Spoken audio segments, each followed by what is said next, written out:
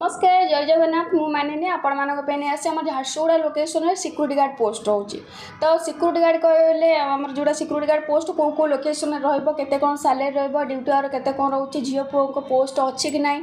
ता सहित रहा खाया सुविधा अच्छी कि ना फील्ड ऑफिसर लाइन में पोस्ट अच्छी कि ना सुपरवाइजर पोस्ट अच्छी कि ना सब डिटेल्स क्लियर होगा पूर्व मुझे कहूँ वीडियोटा फास्ट और लास्ट पर्यटन देखूँ कहीं जेहेतु आम आपको वीडियो मध्यम जनवाई चाहूँ कि डिटेल सिक्यूरीटी विषय में तो आप क्लियर भाव में देखिले ही जापर कौन कौट रोचे केते कौन डिपोजिट ता सहित केते कौन सैलरी रोचे सब क्लियर हो पारे। तो आज टॉपिक रहा झारसुगुड़ा कथा कहले आप जानते हैं झारसुगुड़ा बहुत प्रकार प्लांट अच्छी प्लांट सहित अपार्टमेंट मेडिकल शॉपिंग मॉल किसी कंपनी पड़ी नुआ कम चली किसी आमर जोड़ा प्लांट लाइन अपार्टमेंट नुआ चलती सब रोचे।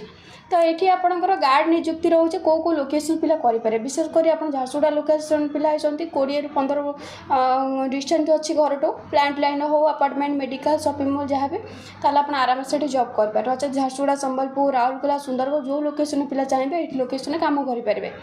तो योग्यता गोटे पुअर कौन होता दरकार से सिक्यूरीटी गार्ड ये कर। तो हाइट आपको मिनिमम 5 फुट प्लस होता दरकार 10th पास होता दरकार जदि भी आप 10th फेल अच्छा लेखापढ़ा जानी दरकार ताहले आप जॉबटी करें। तो बयस कहले 20 ରୁ 50 एज होता दरकार ता सहित बिना एक्सपीरियंस भी आम आपको कम दे पारू। तो सैलरी से 8 घंटा को 18,000 12 घंटा को 24,000 रहा संपूर्ण फ्री खाइबा कैंटीन में सुविधा अच्छी ता सहित 8 घंटार ओटी ओभरड्यू आपको दि जाऊँगी। तो ये कह लेडीज मानक जेहेतु प्लांट लाइन रे आम तो पुओ मानक चाहिए देपर कि लेडीज मानक तो आम प्लांट लाइन रे अलाउ ना। तो अपार्टमेंट शॉपिंग मॉल मेडिकल कि शोरूम कि कंपनी ए लाइन पोस्टिंग रो झील मानकर तो जार एमती हाइट किसी मेंशन ना झील मानकर तो तांकर एज निहाती आपणकर 20 ରୁ 35 एज होता दरकार 10th पास होता दरकार ताहले आप जॉबटी करें। सैलरी आपणकर 8 घंटा को 18,000 26टा ड्यूटी 4टा छुट्टी रहा खाଇବା किंतु आपणकर रोचे। तो सुपरवाइजर सेमती आपणकर एक्सपीरियंस निहाती दरकार जेहेतु आप सिक्यूरीटी सुपरवाइजर लाइन में काम करेंगे आप आर्मी रिटायर्ड पर्सन होते ना आप अलग संस्थार कौट कम करेंगे ताहले आप लाइन में कम करेंगे। तो सैलरी आपणकर रहा 8 घंटा को 20,000 12 घंटा को 25,000 ता सहित रहा फ्री खाइबा को कैंटीन में सुविधा अच्छी 8 घंटे भी आपको ओटी दि जाऊँगी। आपन जदि कह कौन माने हाइट आप मिनिमम 5 फुट 6 इंच प्लस होता दरकार ता सहित 10th हो ना +2 पास होता दरकार ताहले आप जॉबटी करें। फील्ड ऑफिसर कहले सेमती आप आर्मी रिटायर्ड पर्सन होता दरकार सिक्यूरीटी सुपरवाइजर ना 10 ରୁ 15 वर्ष एक्सपीरियंस थी दरकार नचेत आपंकर आर्मी आम जोड़ा एक्सपीरियंस किसी लाइन आम गार्ड लाइन सुपरवाइजर लाइन कि आर्मी रिटायर्ड पर्सन ए लाइन थे आराम से आप फील्ड ऑफिसर लाइन काम करेंगे।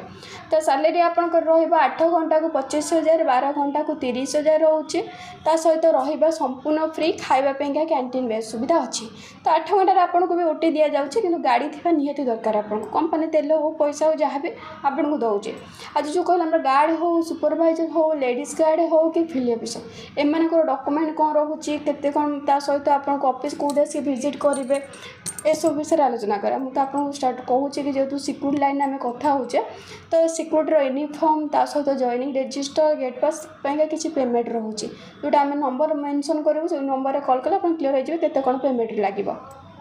तो डॉक्यूमेंट कहले लेडीज मान जोड़ा आम गार्ड रोचे गार्ड मान आधार बैंक पासबुक फोटो जहाँ भी पढ़ी सर्टिफिकेट जेरोक्स कॉपी लेडीज मानक सेमती आधार बैंक पासबुक फोटो जहाँ भी पढ़ी सर्टिफिकेट जेरोक्स कॉपी ता सहित सुपरवाइजर सेमती आप अलग संस्था जो कम करते आईडेंटी कार्ड हो सैलरी स्लिप हो ता सहित आधार बैंक पासबुक फोटो जहाँ भी पढ़ी सर्टिफिकेट रिज्यूम बायोडाटा लगे।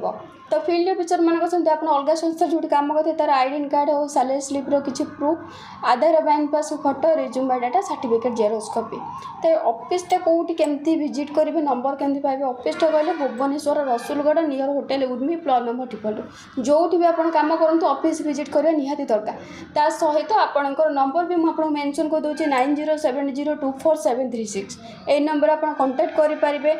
ता सहित जहाँ भी डाउट रही क्लीयर हो पारे जब अलग संस्था को पिला देखुं आम वीडियो तो आम यूट्यूब चैनल कमेंट करेंगे निज निज डिस्ट्रिक्ट काम करने।